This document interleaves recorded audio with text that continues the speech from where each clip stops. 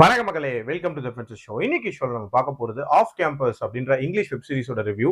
இந்த சீரிஸ் பிரைம்ல தமிழ் டப்பிங்கோட அவைலபிளா இருக்கு. மொத்தமா 8 எபிசோட்ஸ் இருக்கு. ஒரு எபிசோடுமே ஆவரேஜா ஒரு 50 மினிட்ஸ் டியூரேஷன். ஒரு மீடியம் சைஸ் சீரிஸ் அப்படின்னே சொல்லுவேன். இந்த சீரிஸ் மாடர்ன் ரொமான்ஸ் அப்படின்ற தீம்ல அமைக்கப்பட்ட ஒரு ரிலேஷன்ஷிப் டிராமா. ஆக்சுவலா இந்த சீரிஸோட ரிவ்யூக்கு போறதுக்கு முன்னாடியே ஒரு விஷயத்த தெளிவா சொல்லிடுறேன். இந்த series very very strictly for adults. ப்ராப்பரான அடல்ட் சீன்ஸ் இருக்கும்.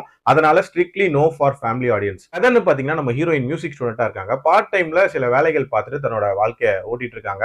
இப்படிப்பட்ட சுச்சுவேஷன்ல தான் அவங்களோட ஸ்காலர்ஷிப் அப்படின்றது கேன்சல் ஆகுற மாதிரியான ஒரு சூழ்நிலை இருக்கு. அது ரிலேட்டடா ஜஸ்டின் அப்படின்னு சொல்லப்படுற ஒரு மியூசிஷியன் கிட்ட இவங்க ஹெல்ப் கேட்கலாம் அப்படின்ற மாதிரி யோசிக்கிறாங்க. ஆல்சோ அந்த நபர் மேல ஒரு சின்ன கிரஷ் அப்படின்றதுமே இருக்கு. சோ அந்த நபர்கிட்ட நெருங்குறதுல சில தயக்கங்கள் அப்படின்றது இருக்கு. அதுக்கு பேரலா அப்படியே ஹீரோவோட கதையை காட்டுறாங்க. ஹீரோ வந்து அதே யூனிவர்சிட்டியில படிக்கக்கூடிய ஒரு ஸ்டூடெண்ட் தான். ஐஸ் ஹாக்கி பிளேயரா இருக்காரு.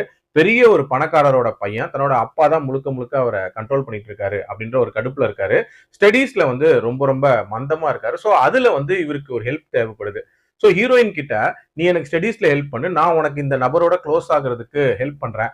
அதாவது இவங்க ரெண்டு பேரும் ஒரு ரிலேஷன்ஷிப்ல இருக்கிற மாதிரி ஒரு பொசசிவ்னஸை கிரியேட் பண்ணி அப்புறம் பிரேக்கப்பை கிரியேட் பண்ணி அதுக்கப்புறம் வந்து அந்த நபரோட ஜாயின் பண்றதுக்கான ஒரு பிளான் போடுறாங்க.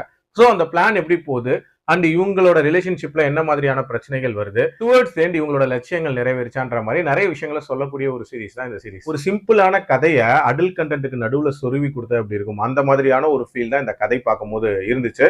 அதுலயும் அந்த ஹீரோ ஹீரோயினோட ரிலேஷன்ஷிப்பை ரொம்ப ரொம்ப ஓப்பனா காட்டியிருப்பாங்க. அதாவது ஒரு பையனோட க்ளோஸ் ஆகுறதுக்காக இவங்க ரெண்டு பேரும் க்ளோஸா இருக்கிற மாதிரியான ஒரு சுச்சுவேஷனை கிரியேட் பண்ணுவாங்க. அது எந்த அளவுக்கு க்ளோஸ்னா பிசிக்கலி சில விஷயங்கள் தேவைப்படுது ஹீரோயினுக்கு, அதுக்கு கூட அவர் ஹெல்ப் பண்ணுவாரு. அந்த அளவுக்கு ஒரு ஓப்பன் ஃப்ரெண்ட்ஷிப் மாதிரி காட்டியிருப்பாங்க. அது ரொம்ப ரொம்ப மாடர்னா இருந்துச்சு அப்படின்னே சொல்லலாம். அதே மாதிரி ஹீரோயினோட லட்சியம் அண்ட் ஹீரோவோட லட்சியம் அண்ட் ஹீரோயினுக்கு பாஸ்ட்ல நடந்த ஒரு சம்பவம், அதை வந்து அந்த கேமோட லிங்க் பண்ணது, இது மாதிரியான நிறைய விஷயங்கள் ஓகேவா இருந்துச்சு. மத்தபடி பெருசா இதுல சீரியஸான ஒரு கதையோ இல்ல எமோஷனோ சொல்ற அளவுக்குலாம் ஒண்ணுமே இல்ல.